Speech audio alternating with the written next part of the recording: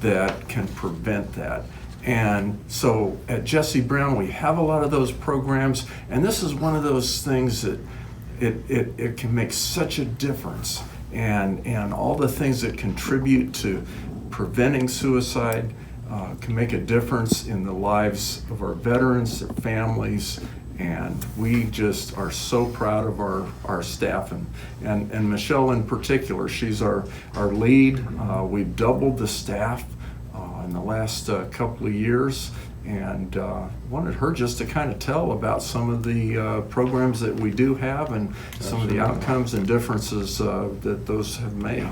There's so much of it going on. Michelle, again, thank you so much for being here. Tell us about your program and how many people are really needing this help. 6 suicide prevention coordinators at Jesse Brown. As the director mentioned, we did double our team within the last 2 years, which is wonderful. Mm-hmm. So we have smaller caseloads so that we can give even more individualized attention to veterans that we're concerned about, that we've identified as high risk for suicide. So that is a big piece of what my program does.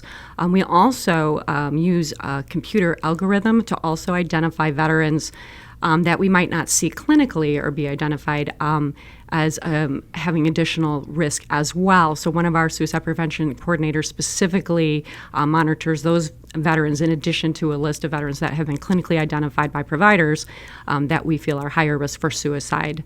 We make sure that they are seen very frequently by their providers and also reach out to them as well to try to provide additional support, make sure they're connected, and provide anything that we can help them with within the VA system. That can be mental health, that can be housing through our homeless program. We have health coaches through our whole health program, which is wonderful, so we're getting some of our veterans connected that way as well.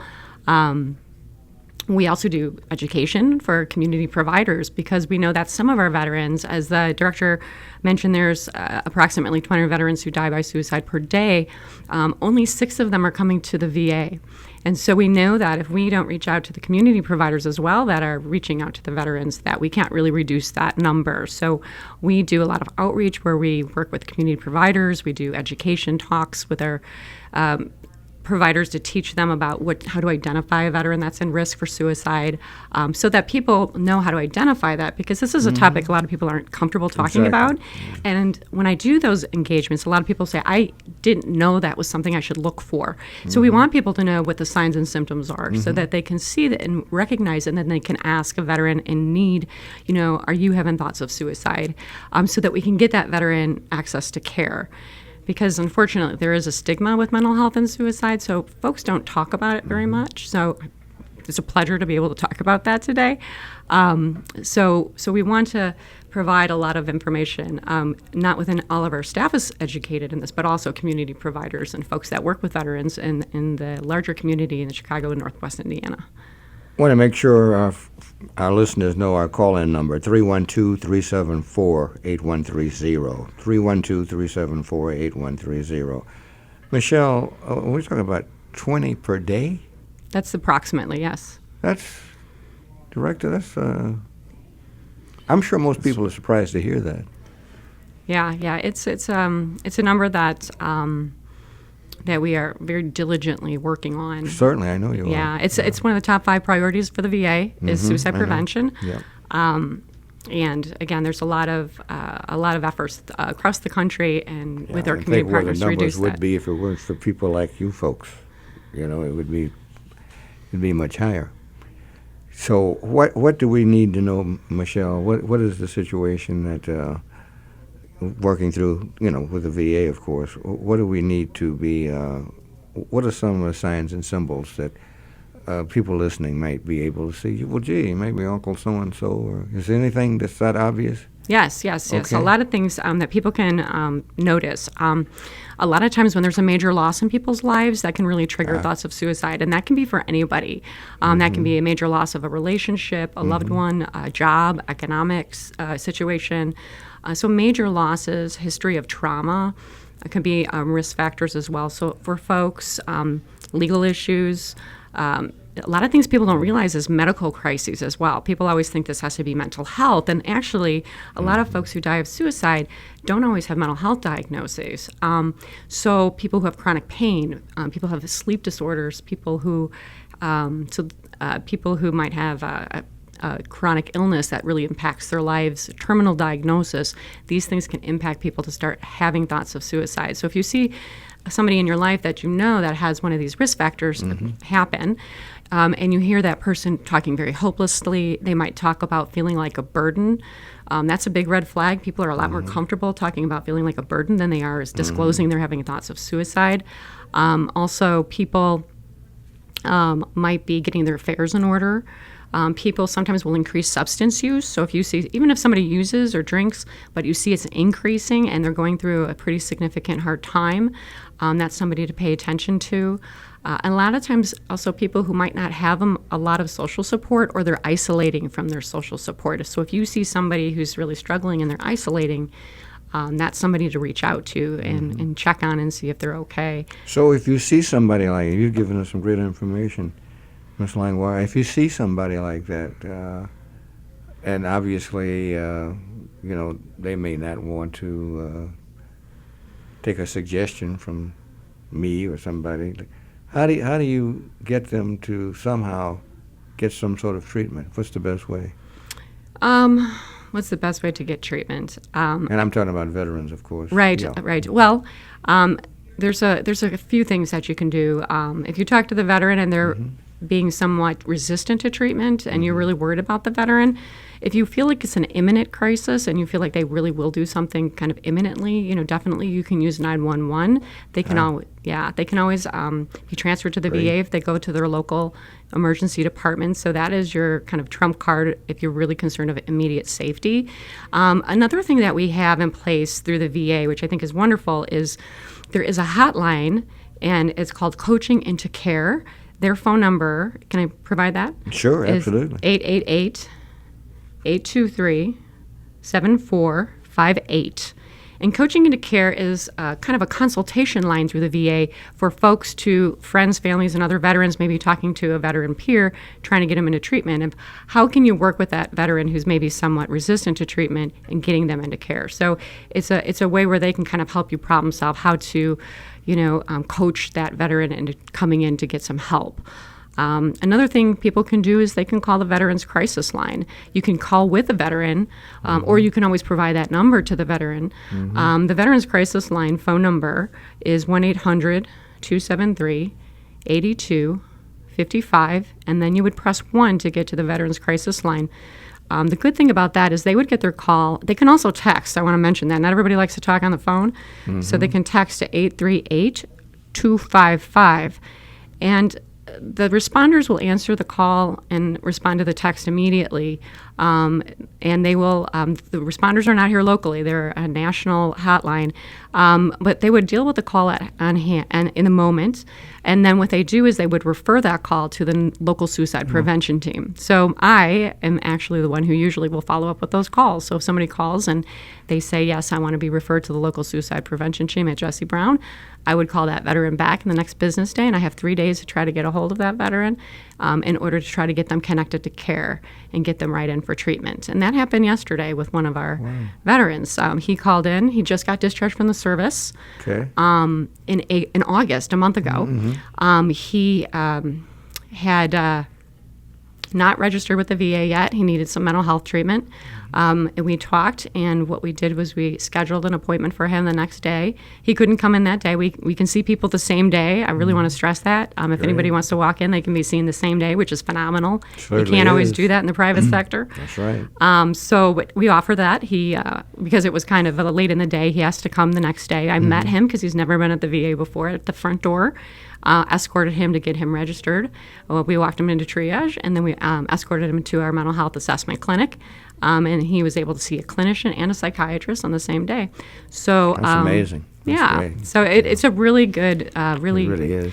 And this was someone who was just released from the service? He was just released from the service, yeah. And one thing to mention is that one of the highest risk groups are veterans who just get discharged from the service for the first 12 months. Yeah, I can see that. Yeah. A whole change in your life, Yes. Yes, and Where so civilian life can be an adjustment from. Yeah, exactly. And particularly while you're in the service, there's never a problem about what you're supposed to do. Mm-hmm. You know what I mean? And being out there on your own. In many instances, some of these folks don't have friends. So, Right. Yeah. Right. And that was a question I did ask about support, and he Yeah. doesn't feel he has any. Mm-hmm. So we definitely wanted to get him right away, so he felt some connection and some support. And we also got him connected with one of our social workers in our transition care management program as well, to help with some of the benefits and resources that he was trying to get connected with as well, since he's gotten out. And a lot of our folks, and that's why we always so pleased to have the boss here. There's so many things that we're just so fortunate to have. That's a great organization, Jesse Brown, because there's so many things that are offered that folks don't know about.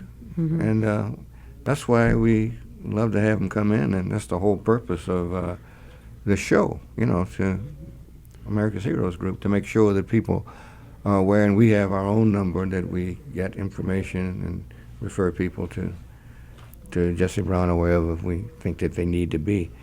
So this is just great information, and notwithstanding this, Ms. Langlois, notwithstanding all you're doing and the other people, you still got 20 a day. Mm-hmm.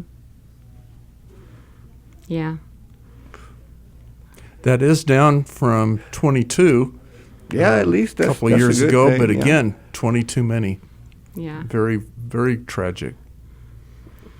But you mentioned the availability of services, and again, at Jesse Brown, I'm so proud that yes. we have such comprehensive number of services, because all of the risk factors that Michelle talked about, we have a program or programs that can help in those areas. Some, of course, which are healthcare related. Again, the traditional, some of the mental health things that folks are seen for, or it could be substance abuse, alcohol abuse, addiction therapy, smoking cessation. But then some of the non-traditional things. You mentioned we have family therapy. We have financial advice as far as legal aid, things like that. That's great. Yeah. Yeah. Yeah. I mean, and a lot of people call the crisis line for a lot of things triggering more housing loss, financial issues. They can't, turn their electricity on now because they can't pay their bill. So again, we have a lot of wonderful, wonderful social workers at the VA. We have phenomenal mental health programs and addiction programs. Our housing program's amazing. Our medical services. And I mentioned the whole health program. Those are alternative kind of ways of medicine. Pain management. And we have acupunctures now, I believe. And we have pain school. So that's, a pretty impressive pain school that we have, and pain clinic. A lot of different programs that we can do to try to trigger or to kind of focus on some of those risk factors that can trigger people to having thoughts of suicide. You know how I got involved with the acupuncture? Mark, it was funny. I was in China, and I'm not into pain. I was in China, and I was sitting as close as I am to you, and this acupuncturist was pushing needles in this man's face, and he wasn't even flinching.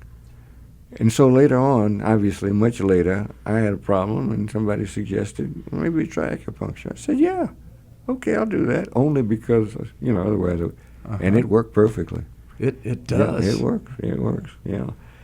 Well, I just think what you're doing, Michelle Langlois, is just great. And, of course, Marc, you folks just do such great work over at the Jesse Brown VA. Is there anything else, particularly since this is September, is Suicide Prevention Month, anything else, Michelle, we really want to... The one other thing I would like to mention is that we have a Be There campaign going on there. So Be There for a Veteran. What kind? Be There. So it's hashtag Be There. Be There. Okay. Yeah. So you can put in hashtag Be There. And really, people kind of feel like they have to do these really big things in order to try to reduce suicide, or they have to be a clinician to reduce that. And the little things go a long way. The feeling of connectedness with people actually can protect them from suicide. So I believe that. buying them a coffee, sending a text or or an email saying, hey, how you're doing, and checking in, helping a veteran with update their resume, or maybe watch their children so they can go to an appointment at the VA. All these little things can really add up, and people don't feel like that does much, but it actually goes a really long way to protecting a veteran from suicide. So I encourage everybody to think of how you can be there for a veteran. And the one thing I was so happy to hear, and I mentioned this to Marc earlier, that they, when 4th of July comes, Yes. and they have those announcements, be aware of children. This time they added and vets, which I was happy to hear that, because some people hear noises like that. Am I right? And they have Yes. reactions. Yeah. Yes. That's right. That's right. Well, this has just been great. Michelle Langlois, she's going to get more and more people to listen to her, right? Isn't that right, Marc Magill? Yeah, absolutely. And I tell you what, Cliff, besides the Be There campaign, that leads right into that number that we talked about again, the 800-273-8255. Anyone can That's use great. that, veteran or Great. not. And if you're concerned about a veteran, that's one way to be there. And I used I to love it. say, you might save a life, but I know for a fact you will save a life. I love it. Yes. Thank you so much. Thank you. To both of you.